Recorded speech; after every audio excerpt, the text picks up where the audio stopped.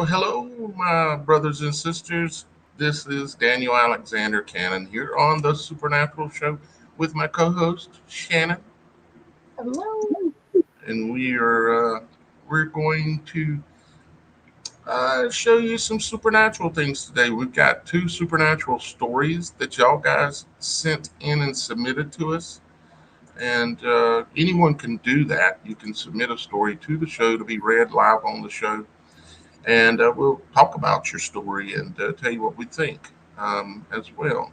And on top of that, you know, we believe you. We know that these supernatural things go on out there and happen because they happen to me, and they've happened to me many times. They happen literally in the last days. You know, supernatural angels showing up above a church just down from me. And if you haven't heard me talk about angels before, well, the Bible says they are bright white and round all about, and they'll appear across the veil, coming where you can't see them, and then all of a sudden there'll be a spark, and then right after the spark, poof, they show up. They cross the veil, they pierced it, and they're bright white and round all about. Most of the time, although I have seen about a month and a half ago, I've seen some red ones, which was really strange. They were reddish, white, reddish, but they had a lot of red to them, and so it was um, quite interesting. So, but you can submit your story just simply by going to the supernatural.show. And that is the website, the supernatural.show. It is the people's website, and this is the people's show. And why that is because we tell your stories, and the website is about you as well. And you'll know that and see that as soon as you decide to become a member of the website. The website's still growing fast. And there are some things on the website that you can do absolutely free, quite a few things. But then, if you would like to support the show and our work that we do every week, over and over and over, continuing to let the world know that the supernatural is not taboo, it's just something that needs to be understood. And so, you can become a member of the website for $3.99 a month if you would like. We also have still the coupon code that you can use, which is 75% off of the first 3 months, which makes it less than $1 for the first 3 months. And so if you don't like it, all you got to do in your own account right on there is hit cancel, and you're done. So, but I think you'll like it if you'll try it. So, Shannon, what in the supernatural is going on? Well, I'm just kind of recovering from the long day that I had up in Lake Arrowhead, and I stuck around and helped out with their event a little bit to set up and talk to some of the wonderful people up there. And did kind of want to mention that I know you guys are aware that last year we had what was called Snowmageddon, or that's what I call it specifically, up in Lake Arrowhead, Crestline, Mount Baldy, all of this Southern California area. And it was quite devastating to the people. They just weren't prepared for such a harsh winter. And finding out that this winter is going to probably be worse, we're going to start setting up some kind of uh, I guess, an aid type of a thing to help them prepare for this coming year. So be on the lookout for that. I'm going to probably set it up on the website. I might mention it a couple more times, but we kind of want to get them a little more prepared because there was a lot of death that happened, unfortunately. In that situation, roofs caved in, flooding, people were trapped in their house without electricity. It was quite a terrible situation, and a lot of us down the hill weren't even allowed to go up to help our friends and family. So this year, we want to try and get a little more prepared, and see what we can do to help them out. So that's my little update for you. Yeah, the website actually has a specific page that I've created for things like you're talking about, Shannon. We haven't started anything on it yet, but this is the page where we'll be from time to time if we see a suitable situation where we attempt to help our brothers and sisters out, we'll set it up on the bread exchange, and that's what it's called. Is the People's Bread Exchange, and it'll have the information about the fundraiser, who our contacts are, who we're talking to, those kind of things. Because I don't know if y'all guys know or not, but sometimes you can need a little help. And the way this world is designed is it's designed to keep us all divided and separated and not willing to help each other, not even willing to know who your neighbor is. That's not the way it was supposed to be, you know. And so we don't want to continue that trend. We want to promote the fact that we should all help each other from time to time. As a matter of fact, one of you guys, I'm not sure if you're watching this episode, but you sent Scott, a friend of mine, a CPAP. I needed one a couple of years ago and put a call out for me to get a CPAP, and Shannon actually sent me one. And I'm still using it, and it sure does help me sleep a lot better. And because if you can't sleep, it's terrible. And there's also another place on the website as well where y'all guys are going to be able to put your own needs up when it comes to things like that. See, a CPAP is technically called illegal to resell them, but um, nothing says you can't give it away. And so, thank you to, I don't have your name right here in front of me at the moment, but thank you for sending Scott that CPAP. He, it's Michael. Michael. Okay, Michael. Thanks, Michael, for sending Scott that CPAP. And I'm going to be getting back a hold of you after the show because um, I need to call Scott and we want to get your the shipping costs refunded to you because it was like $95 to ship that from where they were at to him in Canada. But we're going to get that taken care of. Um, but yeah, so we're going to have those kinds of things. That's why I call it the people's website, is because you'll be able to go on here and say, hey guys, I need a CPAP. Or hey guys, I need whatever. And then one of your other brothers and sisters can reach there, pick it up, and get it to you. You know, everything doesn't have to have a dollar bill attached to it in this world. You know, there's so many of y'all guys that have helped me out in so many ways, and including Shannon here. Here she is still helping me out as the co-host of the show. So yeah, the People's website and the People's show. Now, with that being said, let's move on to the content of the show today. Shannon, I think you know kind of what we're the first thing we're going to talk about.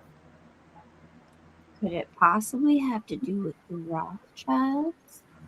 Hmm. Yeah, the Rothschilds are doing something kind of strange. You say the Rothschilds. Yeah, the Rothschilds. Do you know who the Rothschilds are? What it means, Shannon? Oh, well, I do believe it has something to do with red, and you had mentioned that Roth was mentioned when you were speaking of the line of Cain, and that they were descendants of that line, which would make a lot of sense. Hmm. Yeah. See, when Cain was after he killed his brother in Scripture, he was God got mad at him, of course, and he was punished, and so he became wroth, you know, and they're still wroth, and they've named themselves Rothschild because they're the descendants, and they know they are, and they're still mad, and that's why they're still fighting with God, still trying to go back to the garden and put man and woman back together again, is because they're still red faced. They're still the red dragon, the red serpent, the red face thing, you know. So it's wrath. I So don't with that, huh? I don't know if you're familiar with John Todd, aka Lance Collins, and his testimonies, but if you ever get a chance to listen to those, him and his family, the Collinses, go way back. They were actually some of the first people to come on to the Mayflower and things along those lines. And they had pretty much one-on-one connection with the Rothschilds. And he became a born again Christian, even though he was born into a witch type family, and it's very interesting to hear their experience with that particular family and how connected to the dark side they really are. But praise Jesus that John Todd, aka Lance Collins, ended up coming to Jesus and really trying to help save others from the same fate of going down the dark path. And anyways, I just kind of wanted to mention that. Yeah, that's interesting. I'll have to check that out.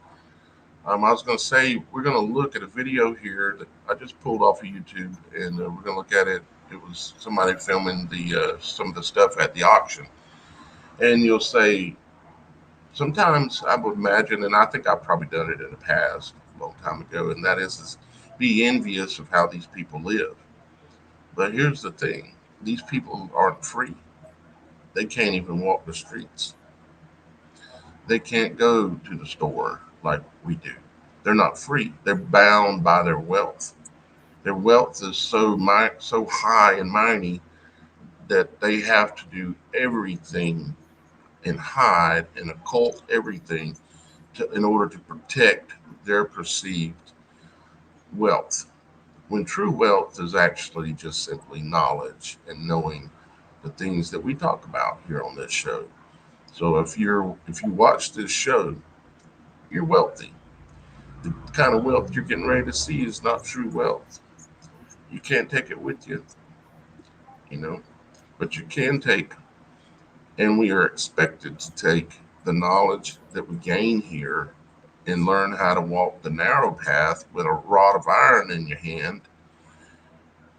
We're supposed to take that. That's why we're here, is to learn these things. And then that then allows us to go to the next level, go to heaven, where we all would like to go. But they're stuck here. They can't leave. They can't even go to heaven because of their wealth. But let's take a look at this little video. And I haven't even watched the whole thing, so we'll see what we see. Hopefully, that nothing goes wrong because I didn't watch the whole video, but I'm sure it's fine. Let's take a look.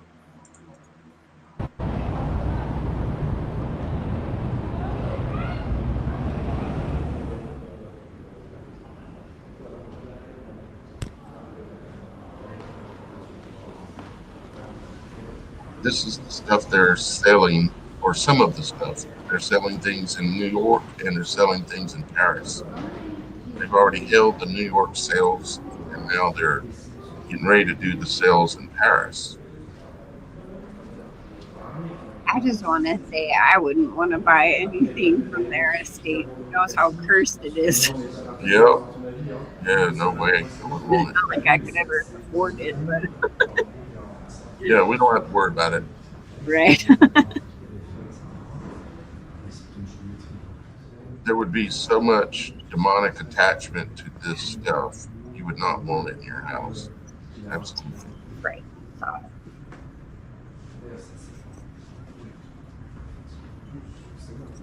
See, this is what they perceive as wealth. And there was a time in my life where I believed what they had taught me growing up, but no more. I know what true wealth is.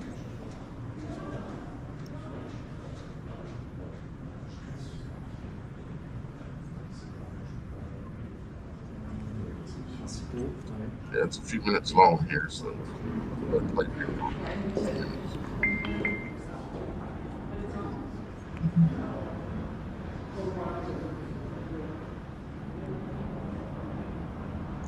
look at that.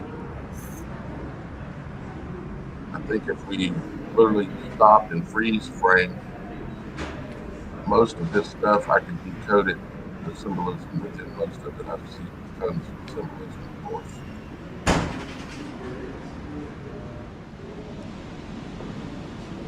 Even the patterns and the colors and everything all has a meaning. That right there is in a circle because it's making him a deity, it's a god.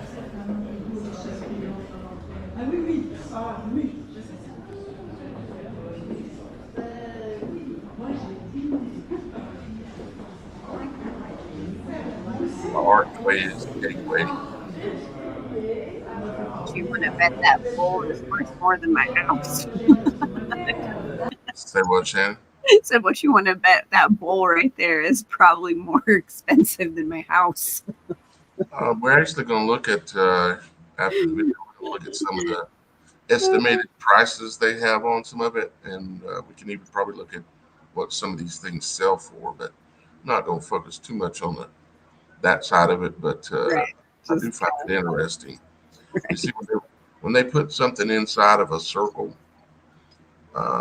what they're doing is, see, a circle is the shape of an angel. It's round all about. And so what they're doing is they're saying that they are like God. They're super special in some way. It's not true, but that's what they do. That's why it's like that on the money. You know, they have the circles around the people and the images of people on the money. It's saying they're like God. They're deity type, and they're not. They can't not even escape this level. They can never go to the next level until one day, when somehow they're able to stop their wicked ways, because these people get this wealth by stomping on people. They stomp millions and billions of people every day throughout the world with all their corporations, and they stomp the people in order to get this wealth.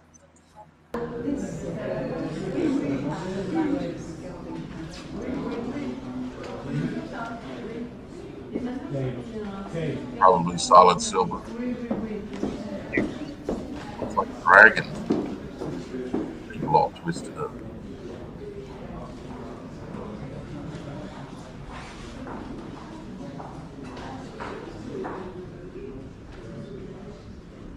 Looks like a serpent on that couch. On those chairs, look at a serpent on it.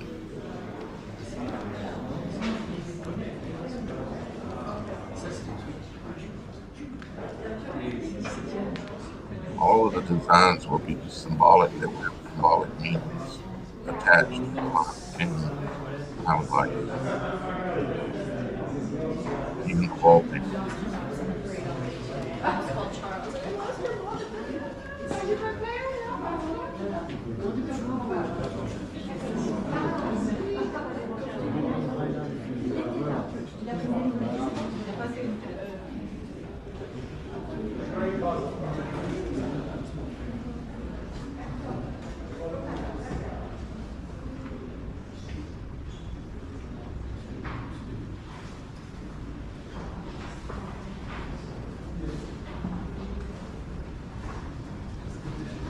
I do like antiques. I mean, I really like antiques because things were made so well back in the day, and now everything's like from Walmart and the dollar store. Yeah, nothing really is well made anymore like it used to be. Right. So this stuff is obviously very well made, but the problem is the demonic attachments because of the house That this is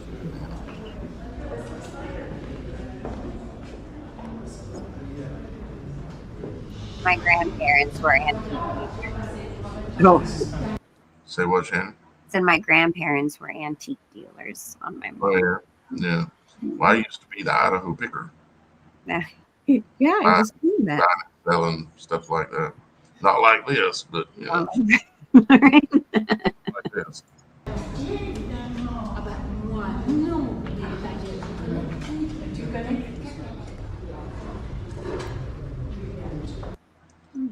Let's see.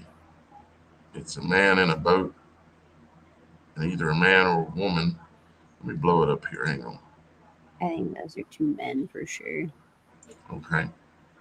I'm making mine bigger so I can see it better. At least I'm trying.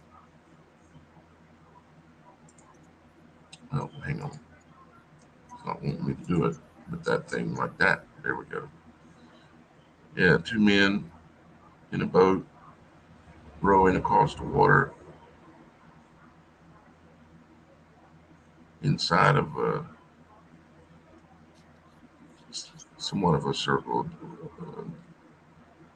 Yeah, with fruit coming out of the corners. Like looks like some type of fruits and things. Yeah, pretty interesting.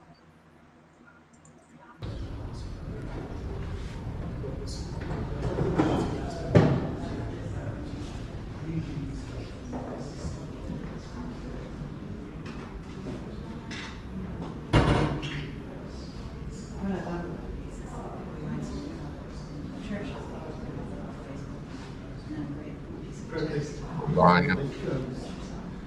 And then all the paintings are done of the statues, the statue paintings. That's why they're like that. Right. So this conjures all that up. Well, they definitely like their statues of naked people. That's for sure. Lots of idols. You know, let's switch over to the website, and this is the auction site. And after this, guys, we're going to read the two supernatural stories, and we're not going to spend too much more time on this. But one of you guys actually made me aware of this was going on, and I appreciate you sending it to me. And there's no way to know exactly what's causing this, although they are trying to take uh, the Rothschild Bank. They're trying to take it back private right now, as a matter of fact, and that may have something to do with it. See, it says Rothschilds aim for full control of the bank that bears their name. They made the bank public. Now they're trying to take it back private, and for some reason, I mean, when you start selling things, sometimes, especially people like them that don't need money, why would you sell things that mean things to them? It's like it's almost like they maybe need money, but that's hard to believe. I don't know. It may be. I think ultimately, I would imagine it ties back to just what we were talking about. It ties back to, you see, when you get a bunch of greedy people working together, and then one of the people who's in a power position tries to say, "Well, I don't want to play this game anymore." The other greedy people will then jump on that person's back and try to destroy them. All the way back to Cain being jealous of his brothers uh, having approval, or having what he valued, what they value is wealth in this way, and control. But I think there's probably has to do with some kind of internal turmoil going on where their own blade is turned against them. That's the feeling I'm feeling about this. Is their own blade is getting turned against them. Like I said, they already did the auctions down in up in New York. I'm gonna click. We're gonna take a look at some of the results if they show it here. See how much the stuff was selling for. Okay, so there you kind of have it. Like this stuff here. Well, here's a little cup. Okay, and it sold for $6,930 for the cup. And Oh, thank you. let's see these two little fancy things here. Somebody looks like a baby leaning on a skull, and it sold for $6,048.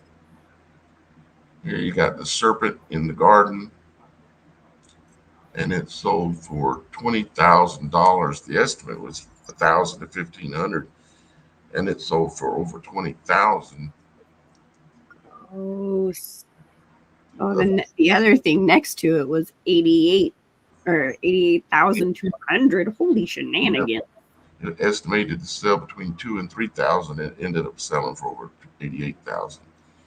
And it is a serpent again, climbing up a nature scene, kind of like in the garden.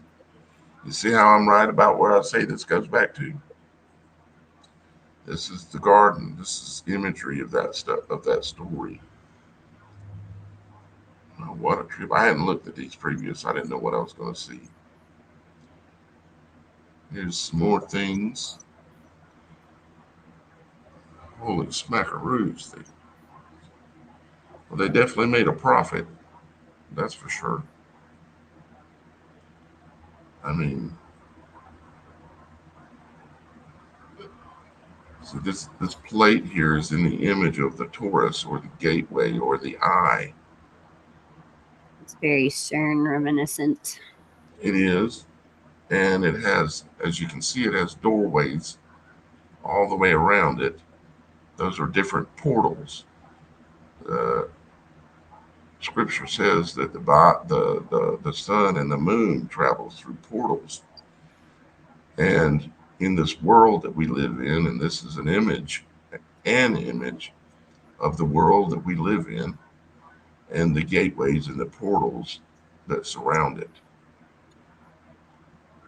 Then we have another serpent one over here, like a lizard or some kind of a. Wait a minute, is a lizard a serpent? I might be misspeaking on that. It's a reptile, right? Lizard. It's definitely a reptile. Yeah, right. Okay. Yeah. So this little thing sold for $75,000. Let's look at this a little closer.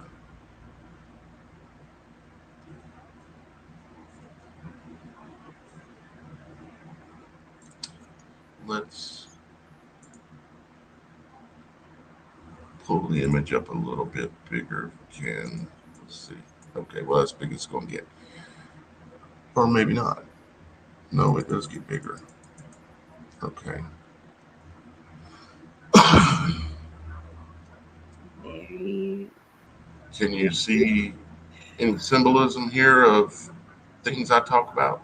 Oh yeah, and we've That I, got, of course, the Masonic pillars, but as actual people, which is interesting.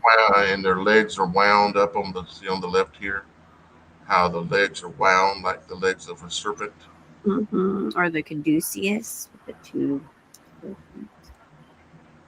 Yeah, the caduceus, the same thing. The serpent's wound around it. The thing that's on the side of your ambulance is to come to pick you up when you can't take care of yourself and you call on the beast. They'll send a cube to get you, which is the shape of the ambulance. The cube. They'll send the cube to get you, and it has the serpent symbols right on the side to say that they're going to use pharmakia on you, which is potions and witchcraft. So you see, you got this one here. I mean, these they look demonic at minimum, and of course you got a doorway and the two pillars, which are the two people, the man and the woman, and then you have the kind of like a cherubim almost image up here with the wings, just like you see at a typical courthouse, and it's all symbolism related to literally the Bible and the story of it That all. that one is interesting because the thing in the center that's coming out of the doorway looks almost like a locust. Over here, Mm-hmm. Could be a dragon or a locust. And locusts that come from the pit. That's just kind of what it reminds me of. these things right here. Mm-hmm. Remember in I Pet Goat how the water lilies pop up um, when the new creation has been created and birthed for My Pet Goat? Yeah. How they got the flowers here, and it looks like there's obviously some water symbolism here as well. And gateway, and then there's a serpent coming from this side, it looks like, and the tail of the serpent over here. This guy looks like every image I've seen of Satan. He's even got the pointy ears. Wow, let's look at spending more time than I expected on this, but I didn't know what I was going to find. So let's see here. You see, this is a cube as well. See the shape? It's cubical, and then on top it has a circle like a torus type image on the top. probably show us the top here in a second. I would assume. Yeah. It's like the circle and the square Yeah. type thing. Square and the circle kind of stuff. Right. And this is all world imagery with the four angels on each corner. On each corner. You know, and this is the world, WHRLED. This is symbolism for the world that we live in. At least that's part of it, is what this is. And of course, somebody would say, "Oh, that's just where you wash your hands." It's much deeper than that. Let's uh, let's look at a couple more of these. We'll move on to something else.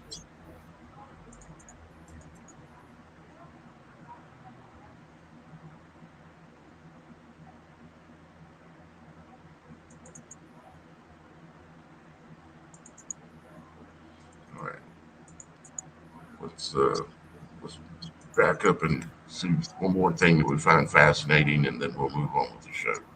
Okay.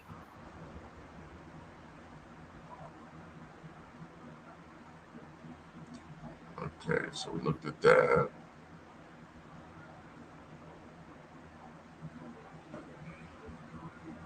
If you see something particularly interesting, Shannon, just let me know. I mean, it's all kind of interesting. They all are Yeah, riddled with symbolic imagery.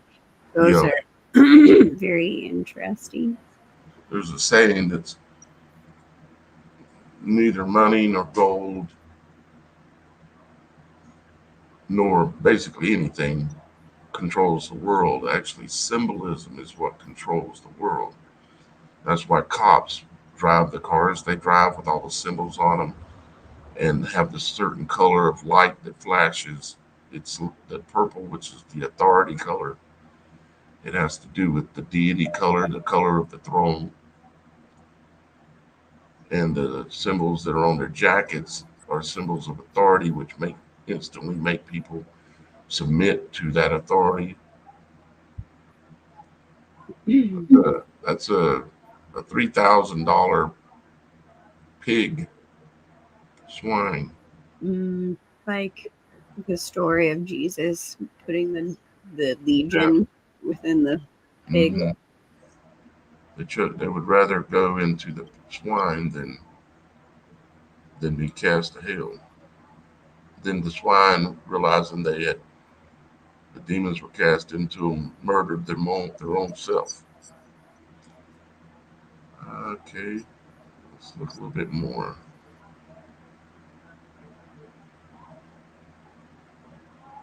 I would imagine if we Oh, look the low, golden calf clock is yeah, interesting. yeah, let's look at that.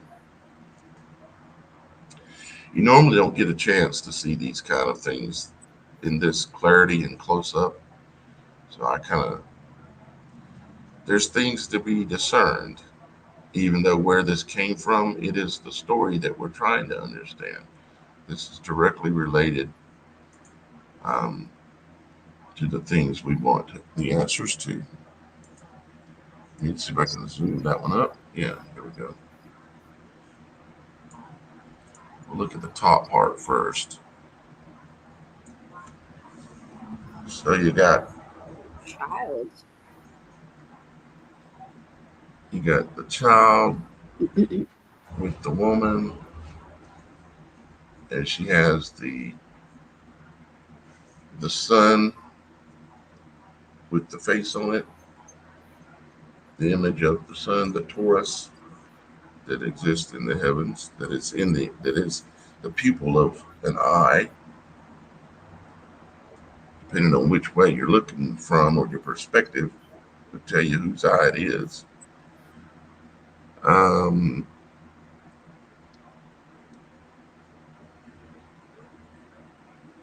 the child has something in his hand. How old you reckon this thing is, Shannon? It is a seemingly fairly modern looking clock, but I'm not sure. I think it does say it should have a yeah, description. it'll probably say. Yeah, I was just wondering. It is. It could be, It's definitely at least an antique. It's at least an antique, 100 years, right. but probably older than that. It'd be interesting to see here in just a minute. There's your bull, The golden calf. That's what the I golden calf, like Wall Street, said. the bull that rushes forward, cannot turn.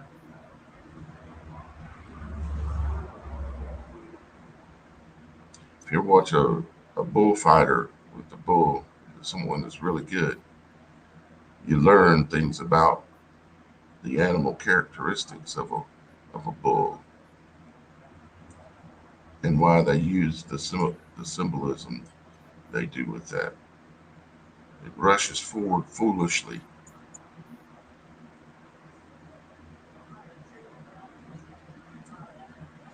I do like antiques, but I declare I wouldn't have this in my house. Knowing where it come from, I just couldn't deal with it. There's the back. We'll look at it real quick.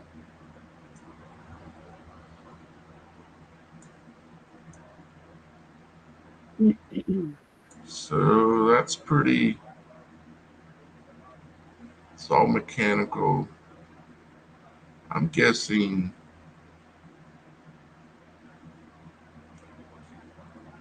Maybe 1800s, Yeah, 19. 18 mid to late 18. I'm guessing. Let's go see how close I was. So Century. it says 20th century. So then that would be 19, right? 1900s.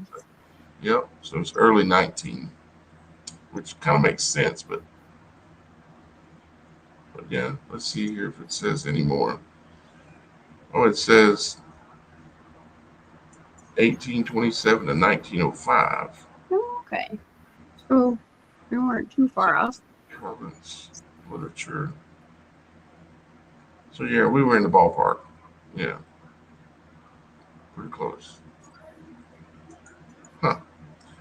Interesting. Guys, I'll put the.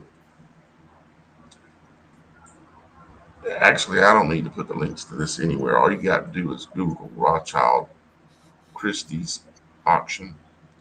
If you want to look at some of this, I'm actually interested to keep looking, to be honest. But I might be boring some of y'all guys to death. But I think you can understand that those of you that know my work, why I would be a bit fascinated with looking at the symbolism of, of these creations.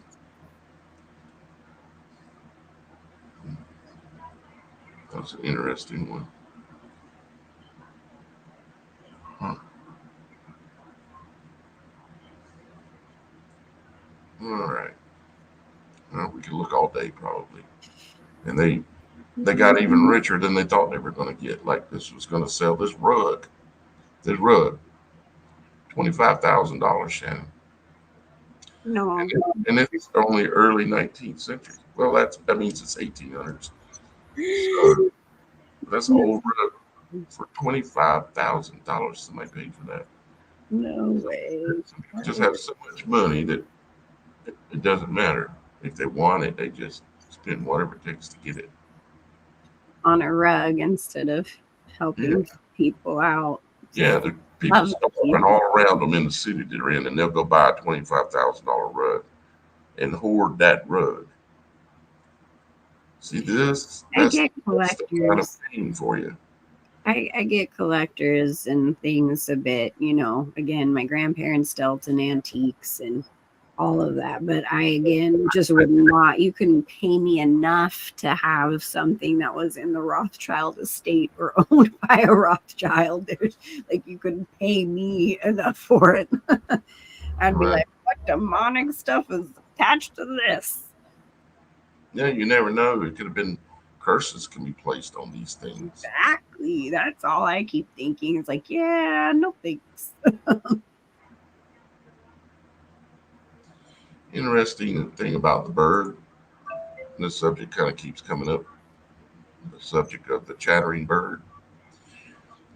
Do you know that the the fax machine was the study of the birds chattering was how they learned to do digital coding for like a fax machine or even the internet. We can't hear the sound that this makes as it's traveling, but it's a chatter. It's these days a very fast chatter.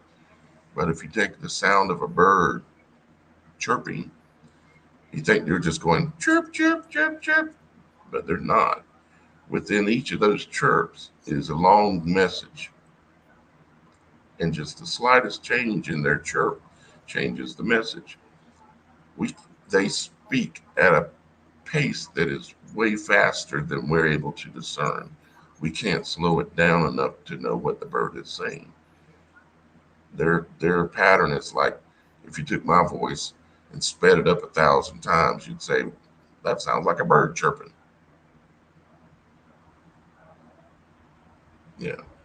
Yeah, or information that you may not have wanted to know.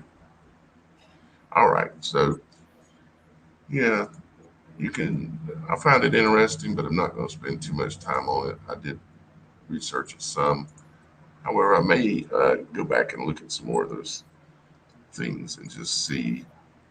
I'm really interested in the symbolism. So, so now, Shannon, it happens to be story time, Story and time.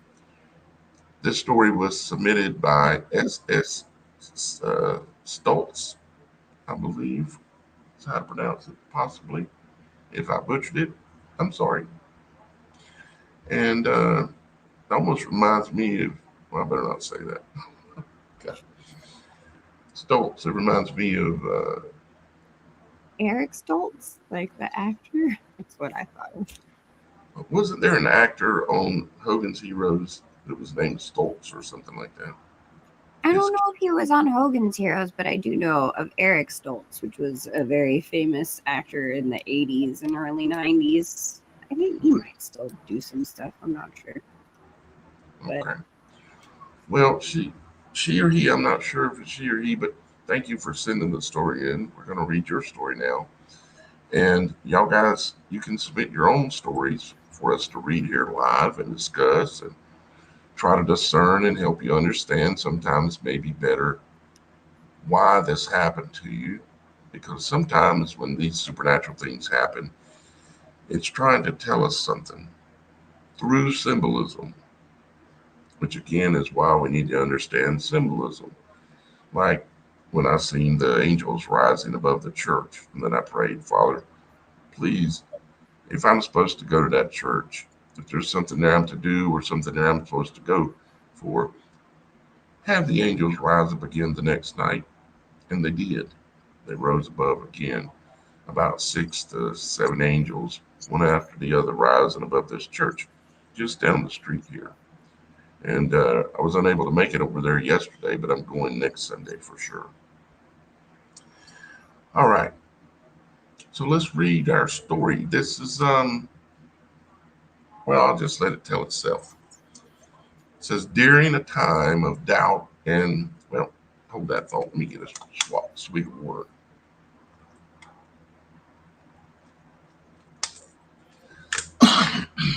Sorry, guys. During the time of doubt and searching for truth, I was living in Greenville, South Carolina, working at a hospital. A few coworkers and myself were leaving one location and returning to the main hospital. I was at a red light in the left turning lane, and my coworkers were in the cars behind me. The car next to me started going, and without looking, I also started turning left. I heard car horns and saw a large vehicle coming quickly to my driver's side door. The light was still red. I felt, you know what? I'm reading your story, ain't I, Shannon? yeah, that's okay. You can read both. Well, then you're going to get to read the other one. And you Oh, haven't read it yet. oh, I haven't read it yet. It's okay. You All go. right. You go with yourself. Oh, all right. I'll go ahead. All right.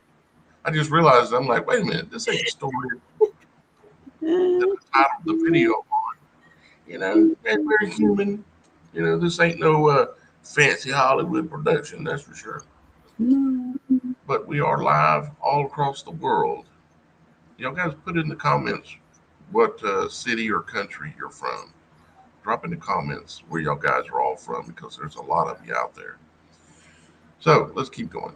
So I heard car horns and saw a large vehicle coming quickly to my driver's side door. The light was still red. I felt strange, and everything was in slow motion. Do you remember my story the other day, me talking about how everything goes into slow motion? And Right. then, and then supernatural things happen after that slow motion. So I felt strange, and everything was in slow motion. I felt and saw something literally go through me and my car. I never stopped turning left into the 5-lane road. I couldn't make sense of what just happened. I felt so strange. This event consumed me all the way back to work. I tried to shake it off and forget about it, but when we arrived back, my coworkers crowded me and were excitedly talking about how I should have been in an accident and how incredible it was from their vantage point. I thought it was all in my head. They told me God saved me for a reason. I believed there was I believed there was a God, but again I was in doubt and searching. I didn't praise God or turn to him just yet. He knows I'm a little dense. So he saved me a couple of more times, less obvious to others around me. Then I began remembering other times. He was there without me even acknowledging him to save me from something. Thank you, God, for loving me first.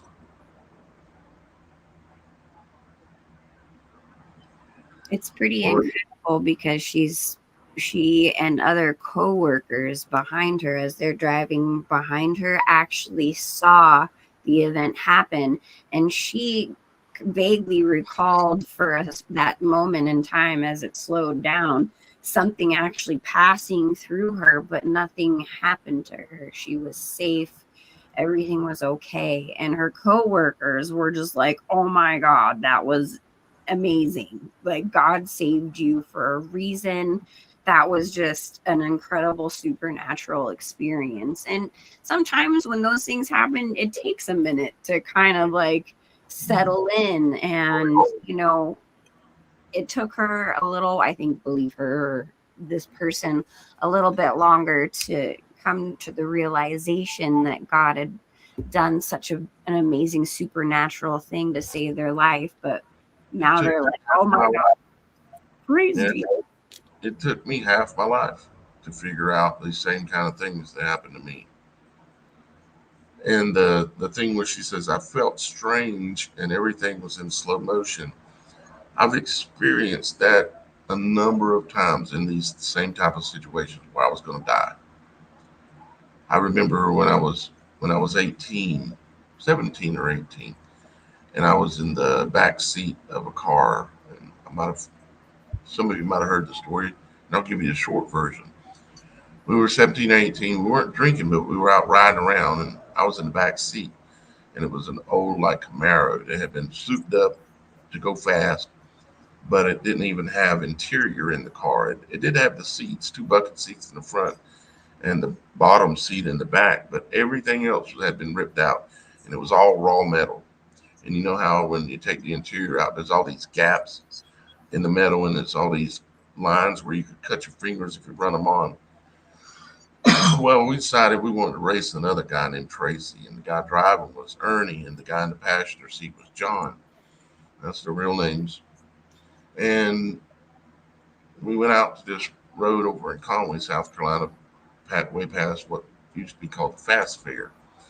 And we went down there and turned around and started racing back. Where we didn't ever decided, well, how are we going to know when someone has won? Where's the finish line?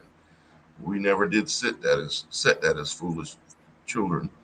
So we started racing back, and I knew that there was a curve coming up, And I also knew that in that curve there was a whoop in it. And I looked up, and we're at the speedometer, and we're doing 140. And, you know, in an old 70 something Camaro, that's getting it pretty good. And I leaned up to Ernie and I said, Ernie, there's a curve coming up. And right after I said that, slow motion, baby. Everything went into slow motion. Wonk. And every second dragged on. I don't know. It's just slow motion.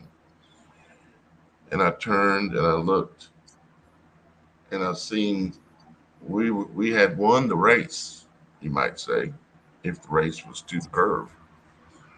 But I seen uh, as we were hitting that whoop in the road, the car come up and it started sliding off the road. You know, everything was in slow motion. I looked to my left and I seen Tracy in the other car starting to come by, and he was still on the road, and he was on the other lane where there was no whoop. And so he was able to continue around the curve and luckily not hit someone head on and kill a bunch of people. But we weren't so lucky because we hit the whoop de whoop in the road. And then right as the, there was a doctor's yard and his house set way back, like a couple acres. And there was these big, huge pine trees in the yard. And right as well, in the front, there was this long fence and there were wood posts that is what this fence is made out of. And right as we started hitting them, and this is in slow motion, or because it all happened in a matter of a second or two, you know, it's like, and one of them came through the windshield and went out the back window and didn't hit no one with us three in the car. Then the front end of the car stove in the dirt and it flipped end over end several times, which I know this because Tracy, the other guy, and the people that were in the car with him were watching, and they said your front end stove the ground and you started flipping end over end.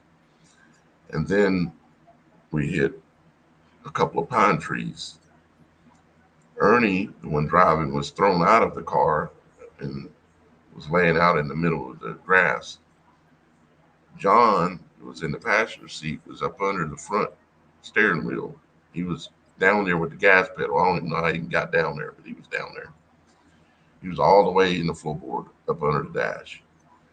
And me, because after I heard the clunk, clunk, clunk and seen the log coming, the lights went out and I was unaware. And then the next thing I know is I feel myself back in my body and I'm laying out of the door of the passenger side. It was a two-door Trans Am Camaro type 70s thing. So it only had two doors. I'm laying out of the door and the door's open. Everything's completely still. Car's not running. There's no smoke. There's no smell.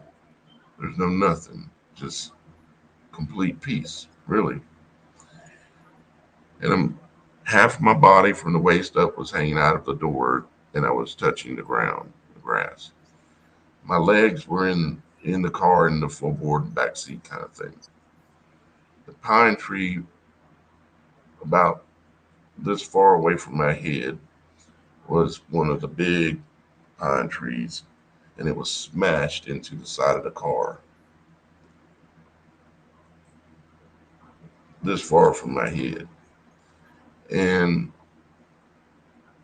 I looked up and I crawled out of the car real quick and I started feeling myself because I knew I had to be dead or either badly injured, but I did not have a scratch. Not a bruise, not a scratch, not a limp, not a nothing. Not a hair on my head was hurt. To the left, inside the doorway, I could see John was now in the driver's floorboard, and I said, John, are you okay? And he's hollered, "Ah!" His shoulder was dislocated, and he had some cuts and bruises and some stuff. Not doing too great. And I helped him get up and get out, and I said, "Where's Ernie?" And we're looking around, and we realized he's back down yonder where the car had flipped like this. He come out of one of the windows, swung him out, and he's just laying there, motionless. I'm figuring dead, because at this point in my life, I had no idea that God had sent angels in and protected us all, but definitely me for sure, completely, absolutely. Not a bruise, not a scratch, no interior in the car, 140-mile-an-hour in no wind, hitting multiple pine trees with logs this big around, flying around through the car. He was laying motionless, and we both went over to him and said, Ernie. And he goes, ugh. We're like, are you okay? Are you okay? Yeah, I think so. And he gets up, and he had some cuts and bruises and stuff, but nothing that bad. Nobody was really hurt that bad. Probably the worst was John's dislocated shoulder. And Tracy turned around, come back and got us, and we all took off to the hospital because we'd been in a terrible wreck. We must be hurt. And I'm still thinking I must be hurt, but I wasn't, because God can come in if you believe at all. And I've always, even since a child, my mama told me that there was a God and that we were children of God. And because she told me that as a child, I just believed that it was the truth. Thank God she did do that for me, because my mama did not lie to me, and I knew that. So there must be a God. So I believed.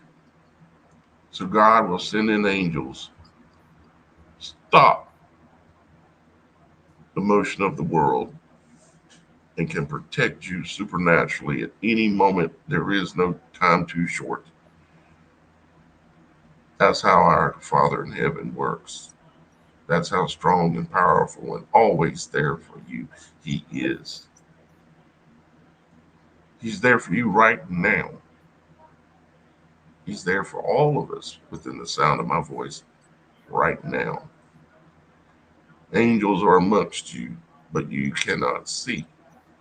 They're beyond the veil. But they see you, and God has them there protecting you. Yet you do not know, or maybe you do. But I'm speaking the truth to you today, that they are there with you now. And so is your Father, and He would like to hear from you from time to time.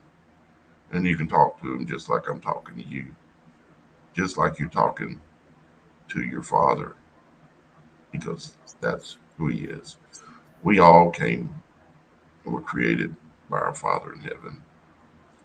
And the sooner we all realize that He's right there, and the angels that He created as well to protect us and to serve His needs in this world, as soon as we realize that they're there and He's there at all times, once you realize that, you can walk in faith. No, not in ego, like, I got God on my side, I'll do anything I want. Not that kind of thing. But knowing that He's there, and no army brought against you can succeed. No weapon can prevail. For your Father in heaven loves you so much, and He realized that this world was so horrible that He created to refine us in, that He sent His only Son, sent Himself literally, to come here and give us a redemption and a way out of this world. I don't know if He felt He made a mistake or if that was the plan from the beginning. is not for all things for us to understand. But I do believe that to be the truth. There's been many times in my life that I've thought that man wrote the Bible. Well, who do you think was going to write it? God can supernaturally do all things, but who would he have to write something that he's trying to teach? The man, the men, the people. The Bible's real, folks. The more you study it, the more you understand it, the more you'll know my words are true. And now there's so much amazing archaeological evidence to prove that as well. For those who need tangible evidence, it exists. It's out there. I just want to give a shout out to Ron Wyatt for any of you who know. Ron Wyatt's story itself is supernatural. 100%. And the things that, see, when you seek, you shall find. And if you do not seek, you shall not find. But if you seek and you want to know the truth and understand it like I do, I am just a simple man, foolish man that has had to learn almost everything the hard way. I've committed almost every sin because I was a foolish man. But luckily, I always did believe there was a God, but I wasn't seeking him. But once you seek him, you'll find him because he's already there because he loves you. He's like your father watching over you from the porch. He sees you playing there next to the fire ant bed, and he knows you're going to get curious and wonder what that little hill of dirt is. But he's not going to run out there and stop you from your first sting. He's going to let you get stung because he wants you to learn that the burner is hot. You see, it's very similar to the relationship between us and our own children. In fact, it's the same. It's just that our Father's love never falters. And we can always turn back and say, Daddy, Father in heaven, forgive me. I knew not what I did.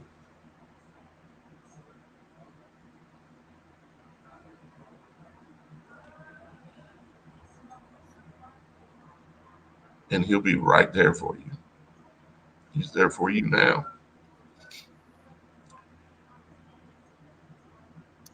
He's waiting for you to talk to him. And might I add, you are never too far gone to call out to Jesus. Never. No. Even Rothschild himself can call out.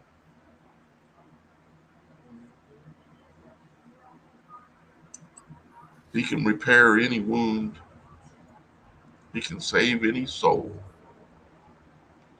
It's just some of us are more hard headed than others. And I've been pretty hard headed in my life. But now I can actually see the narrow path. And I can actually understand the rod of iron. Understanding that when you misstep and allow anyone to take you down a path or allow yourself to go down a path that is not the narrow path, the narrow way, the narrow gate, what those things will lead to. So therefore you have to walk with a rod of iron symbolically in your hand. Because if you're walking the narrow path, you will not bend. And you will not let anyone bend you because you do not bend. So we've got one more story here, guys, from Michelle to read. Uh, you want me to go ahead and read it, or you want to read it, Shannon? You go for it. Okay. This is what the video itself was titled after, actually. The subject on the video. Um, so, yeah, Michelle sent this to us. Thank you very much, Michelle. This is a pretty intense story. I haven't read it all the way through, but I read enough to know it's intense and it's purposeful, and you're going to want to hear it. So, I would advise you don't go nowhere. And I would also ask you guys, you know, there's ways that you can help with what our mission is that we're doing here. And they only take a second, Right? literally no effort at all. Please like, subscribe, push the Um, little so thumbs up, guys. we're using a wicked tool for a beautiful way because these tools were designed for wicked purposes, but we don't have to use them for those things. So, Michelle, thank you. I'm going to read your story now. Michelle says, "Greetings, Daniel. With your last video, DNA altering, I wanted to share a dream I had back around 2013. I don't know if this will be too graphic for you to share." And the answer is no. As long as it's truth, there and the intention is there, we can talk about anything. We can be naked and humble as children because we can talk about anything when the when it's truth. It's all that matters. Okay, but I wanted to at least share it with you. I dreamed I found myself standing on top of a small hill. I don't know where I was, whether on this earth or somewhere else. Everything was gray in color, and beside me on the hill was a short tree that looked like an olive tree to me. The tree was the only thing in color at the beginning of my dream. I turned my head towards the tree, and it was so beautiful and alive. I could see each single leaf moving slightly, almost glowing, and so alive. It was radiating. Seeing this tree took me to what I was being shown. So I'm up on a hill and I'm overlooking a large city, like a downtown kind of city with skyscrapers.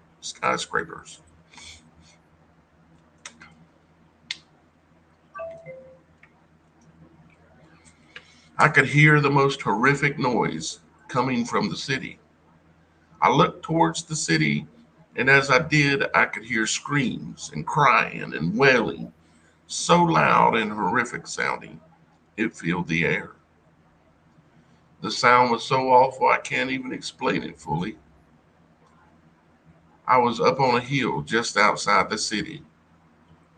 When I looked, I saw as if my eyes could zoom in up close, and I saw many, many people out in the streets. What I saw was the scariest thing.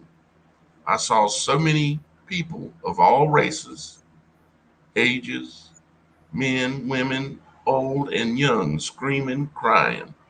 They were all piled in the streets, crawling on top of each other, tearing themselves apart. I saw up close people's bodies bending in ways humans can't do. I saw them tearing their flesh off, but they were not bleeding out, nor were they dying. I saw a woman dig her nails into her face, ripping the flesh off as she screamed frantically in excruciating pain. I saw a man had some of his side torn off, exposing his ribs or exposing his rib bones with flesh dangling. I saw old people and I saw young people. I can't really describe what I saw. It was so horrible. For a brief moment, I didn't understand what I was looking at. As soon as I thought that, I instantly knew what I was looking at. I was given the understanding that these people had changed their DNA and were no longer in the image of God.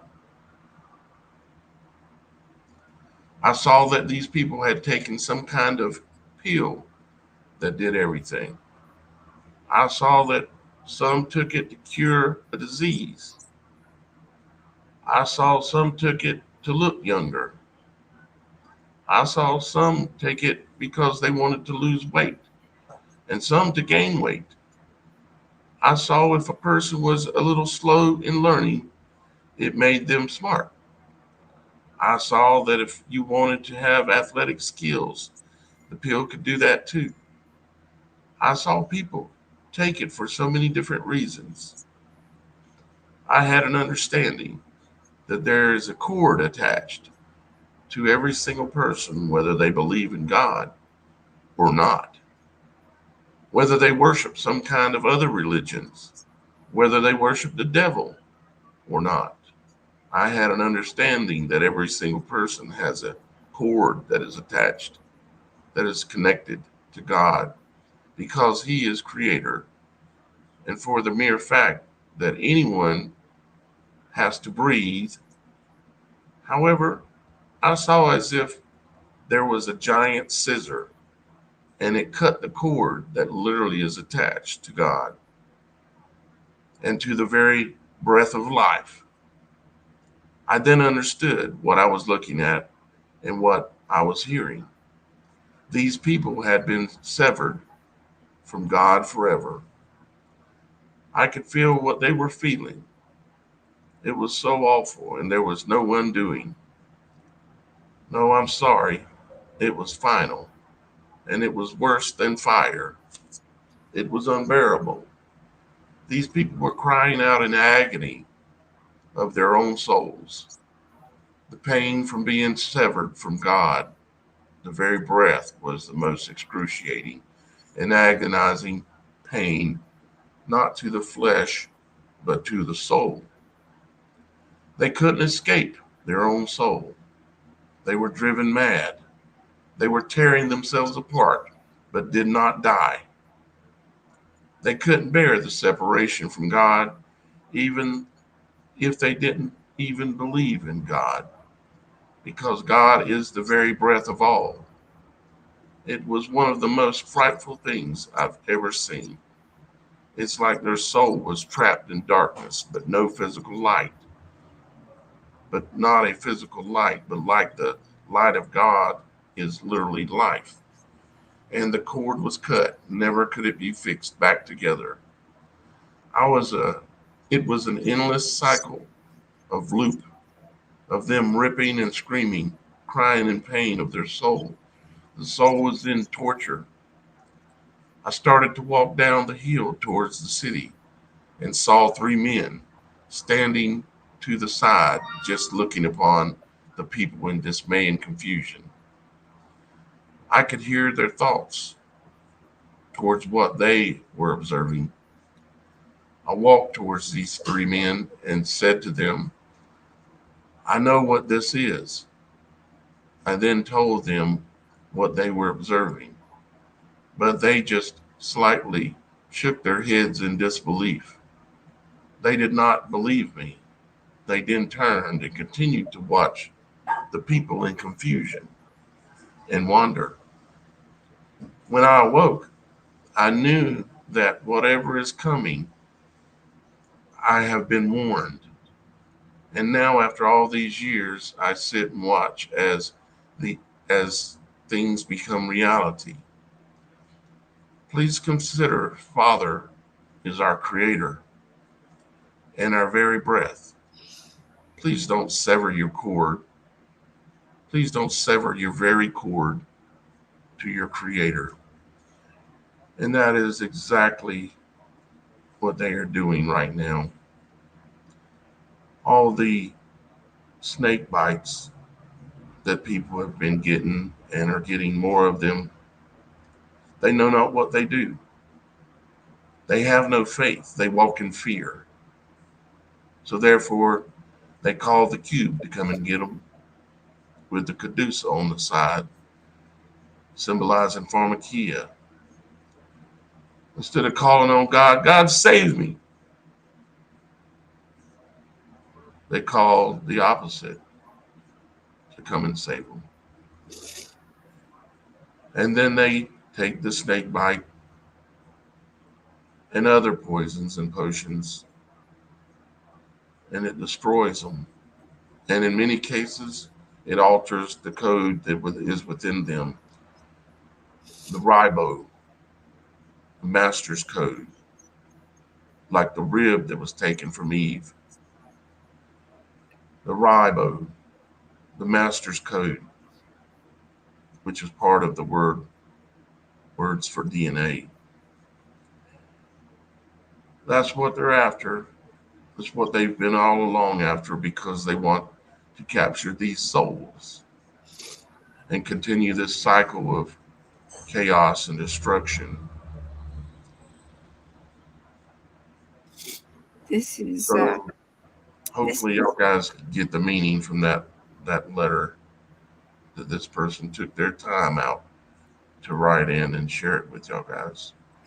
this is just like what I saw in my visions and have had nightmares of over and over. And every time I call out to Jesus in those moments, but in my visions, it was just like that and just absolutely horrific.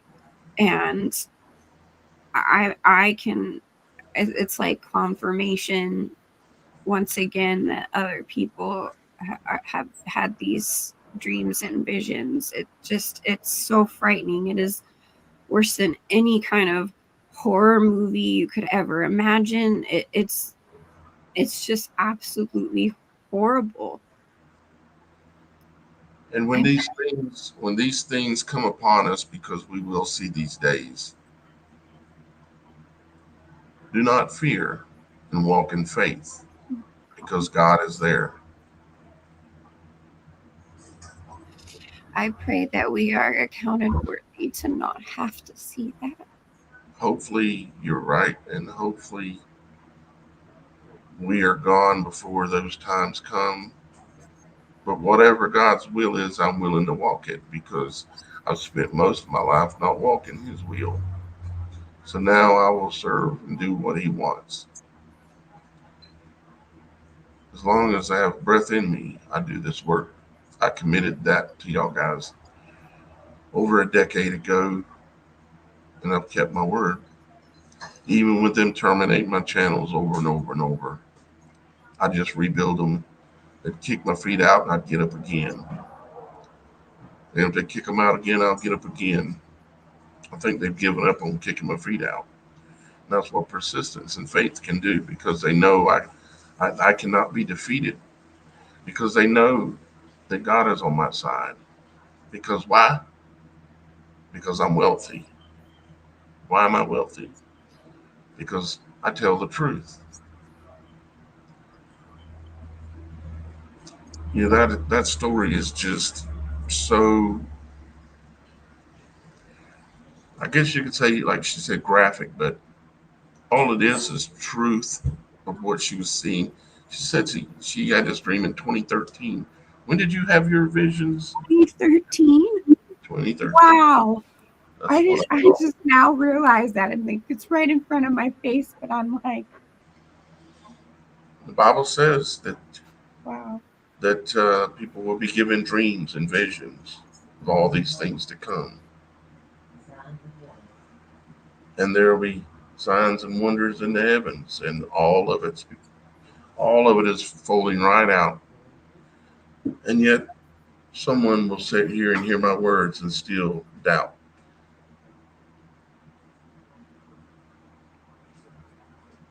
You know how fast Father will forgive you if you choose to ask, if you humble yourself. But my God will not be mocked. That's one thing you do not want to do because hell on earth will come upon you.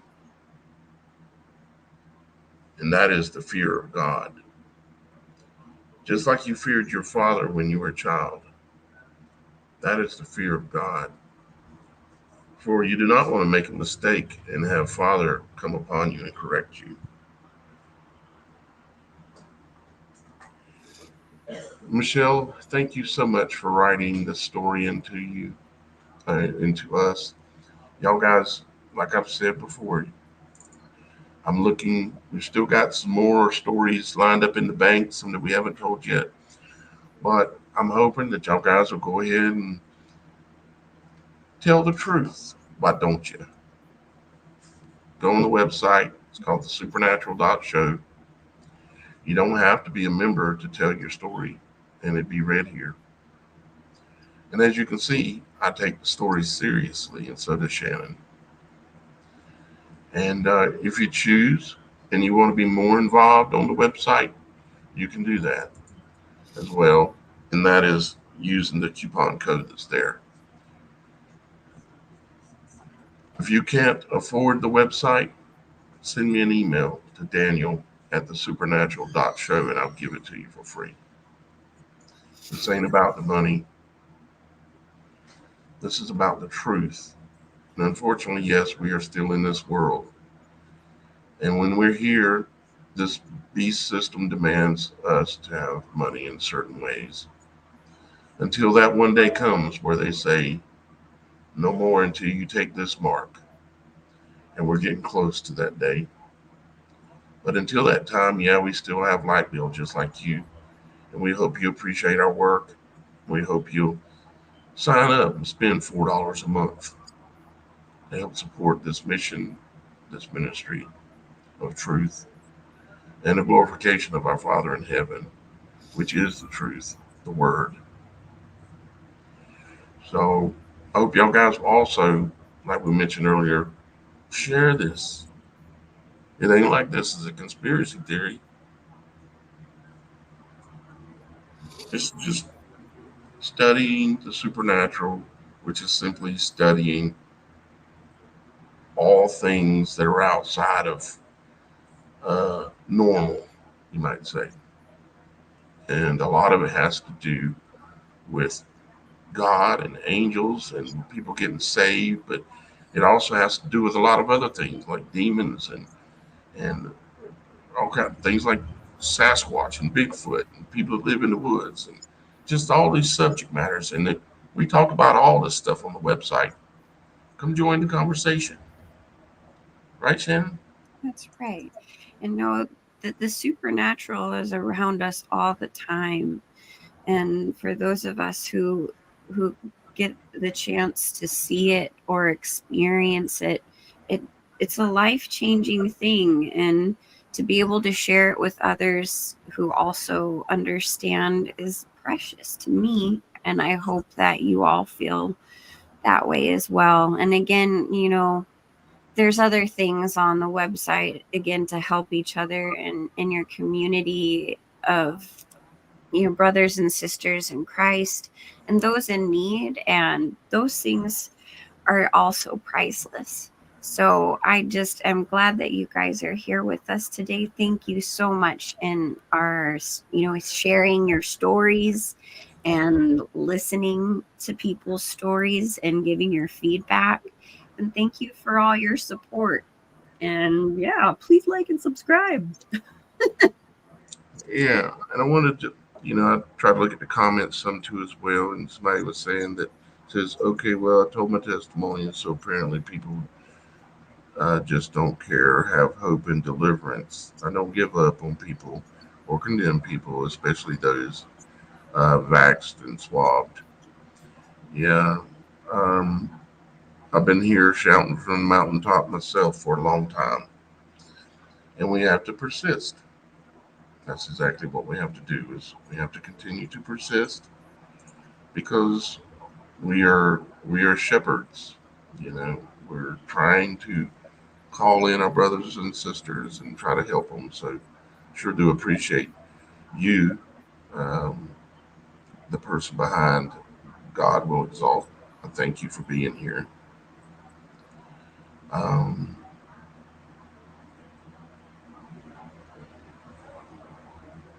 Let's see what this person's saying. Steve 68. False deliverance is still in you even after your Daniel fast. I'm not sure what the Daniel fast is. Um, Let me say this because I've been asked this before, but my Father in heaven can do all things. There is nothing that exists that if He chooses that He can't do. Now, I am highly worried for the people who took the snake bite, and I'm highly concerned about their future or the lack thereof. However, if you did that or it was forced upon you, you get on your knees and you scream out to Father, and you stay on your knees and you scream out to Father, and you tell Him you knew not what you did. And if it's in your heart and you feel that way, can our God not do all things? Can He not pull you back from the fire? I could tell you something about pulling things back from the fire. The things I've went through in the last 6 months. Almost everyone would have gave up on the people around me. But I went in the fire and I brought them back. Hallelujah. My God does all things. He is so powerful. And He was there with me the whole time. It was so horrible. But I went in the fire.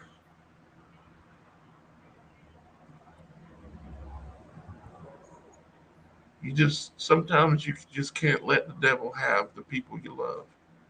No. And you have to go all the way. And stand by their side and pray with Yeah. them. Pray for them all the time. And yes, it can hurt. It can burn. But if you have God on your side, anything is possible.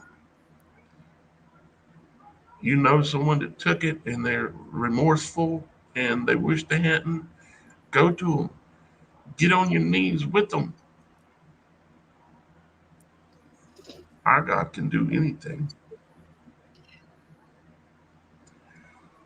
With that being said, guys, I thank you for being here for us today. I greatly love all of you, and I thank all of you for your support. I want to send a special thank you out to my sister Elaine, for she knows, and her Father in heaven knows why. And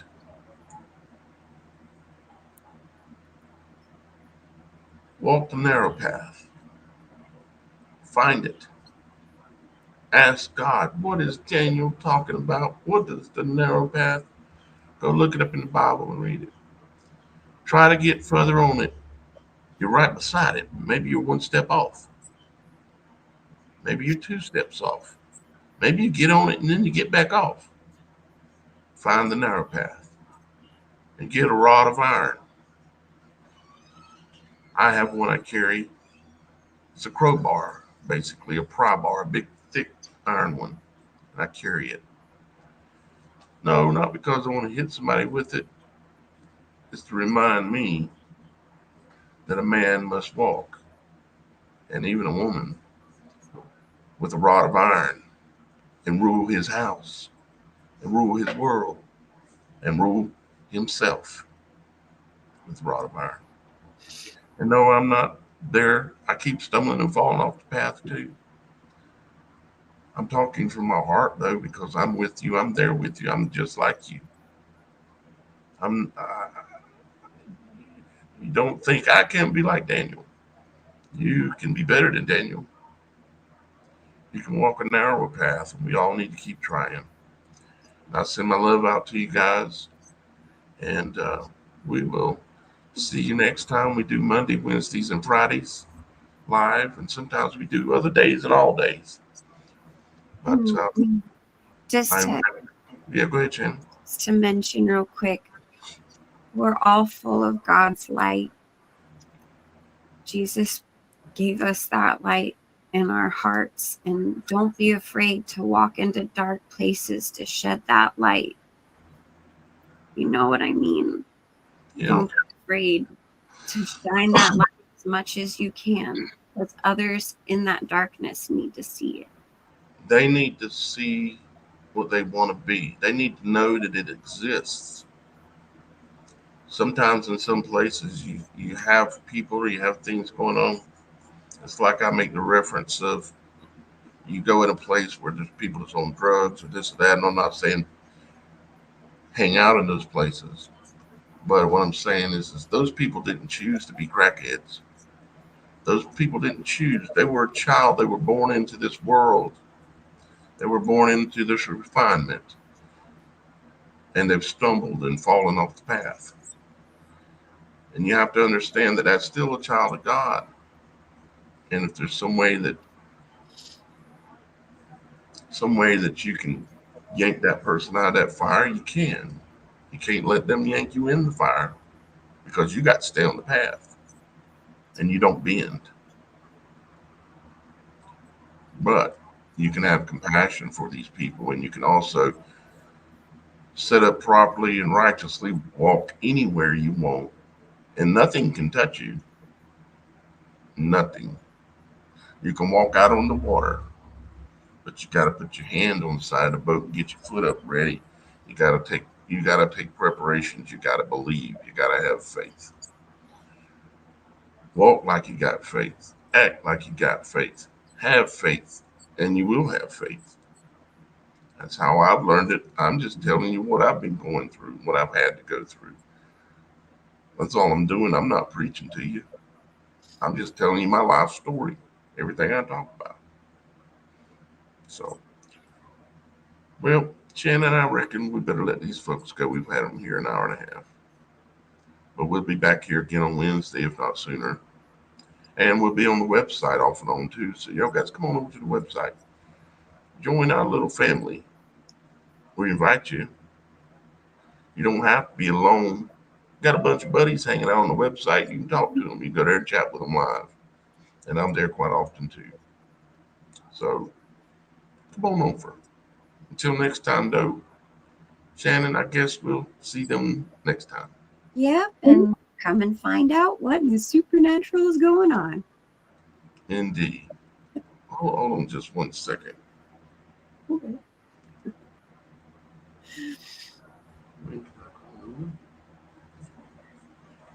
Huh? You guys for being such a blessing to this show and to coming to our show every time that you can, putting in your comments. Your support is lovely, and we all are praying for you guys and hoping that we all get to go home together someday soon. And don't mind me as I'm trying to stall here a little. That's okay. Sorry.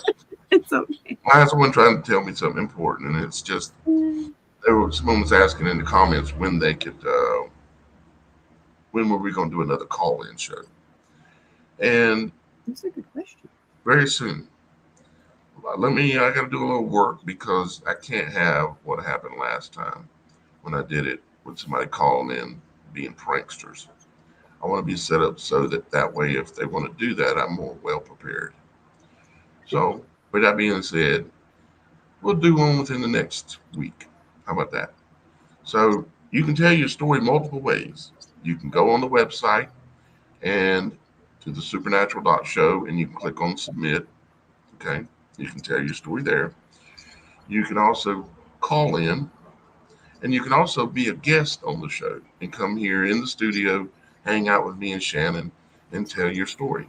When you go to the website to the supernatural.show and you go click on submit story, it'll ask you, do you want to tell your story on the show? Now, I haven't done a real good job of, because I've been moving and I've been homeless and everything else, So now I've settled into a place. I'm going to be able to do a better job. and I'm going to get more of you guys into the actual studio. And if you selected yes, you wanted to be in the studio, even if I've told your story, I'm going to go back, call you, get you, and you're going to come on the show. I don't want nobody left out. This is the People's Show, and I'm going to do the best job I possibly can. I promise. So until next time, we'll see y'all guys later.